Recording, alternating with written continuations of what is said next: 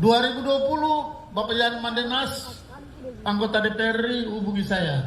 Kakak Rom, ini saatnya kakak harus all out. Harus habis-habisan. Baru provinsi ini bisa jadi. Moralitas kita ini bobrok sebenarnya. Sehingga apa? Nggak selesai-selesai masalah itu. Setiap muncul periode baru, muncul penjahat-penjahat baru, muncul koruptor-koruptor baru. Berkesinambungan kan, terwariskan itu, moral-moral seperti itu. Hari ini dalam nama Tuhan Yesus, demi leluhur di tanah ini, saya kasih tahu kamu saya punya perjalanan. Bagaimana saya kasih gol. Saya sudah janji kepada kakak John, saya akan buat provinsi dan jadi. Seperti itu. Setelah itu saya pergi ke Pak Yan Mandenas, saya pergi ke Pak Komarudin, saya dekati semua yang ada di DPR, bayarannya mahal. Nanti kalau saya sebut KPK tangkap saya nanti.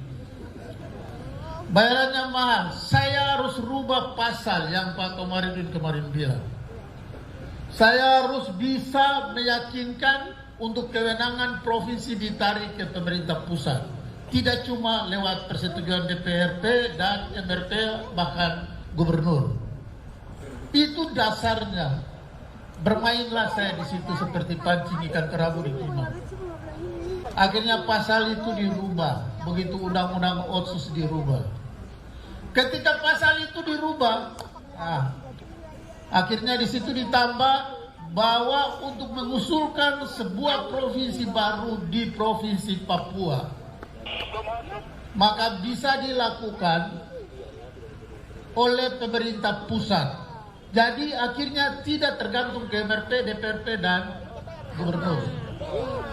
Akhirnya ditarik ke pusat berdasarkan usulan langsung dari masyarakat di daerah.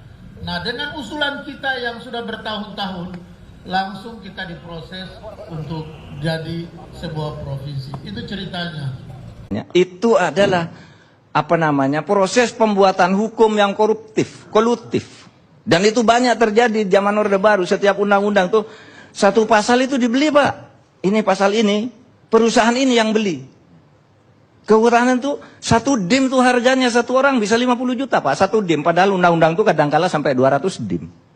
Bisa 50 juta satu orang. Berapa anggota pansusnya? 50 orang. Rupiah apa dolar, Pak? Rupiah.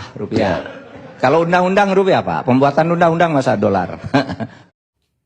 Selamat pagi para pemirsa dimanapun saudara berada. Saya Komarudin Watubun, mantan Ketua Pansus Revisi Undang-Undang Otonomi Khusus bagi Provinsi Papua. Pada pagi hari ini saya ingin meluruskan berita bohong yang disebarluaskan oleh Bupati Merauke, Saudara Romanus Mraka, yang di dalam video itu dia sampaikan bahwa tahun 2020 dia bertemu dengan Saudara Yan Mandenas dan saya untuk membahas revisi Undang-Undang nomor 21. Perlu saya sampaikan di sini bahwa yang benar adalah revisi Undang-Undang nomor 21 itu atas usul inisiatif pemerintah untuk 3 pasal. Pertama, pasal 1 tentang ketentuan umum, pasal 2 tentang sumber-sumber penerimaan provinsi dan kabupaten, itu pasal 34, dan pasal 76 tentang pemekaran. Semua pasal-pasal ini adalah pasal yang diusulkan lewat supres oleh pemerintah untuk dibahas di DPR. Dengan demikian maka apa yang disampaikan Saudara Romanus adalah bohong. Itu yang kedua. Poin yang ketiga, tentang waktu. Pansus DPR itu baru dibentuk pada 10 Februari tahun 2021. Pimpinan Pansus terpilih tanggal 30 Maret 2021. Ya, saya sebagai ketua, Saudara Yan Mandenas sebagai salah satu wakil ketua. Kami pertemuan resmi dengan tim dari Papua Selatan itu tanggal 8 Juli tahun 2021 yang dipimpin oleh Saudara Thomas Savanko. Ya.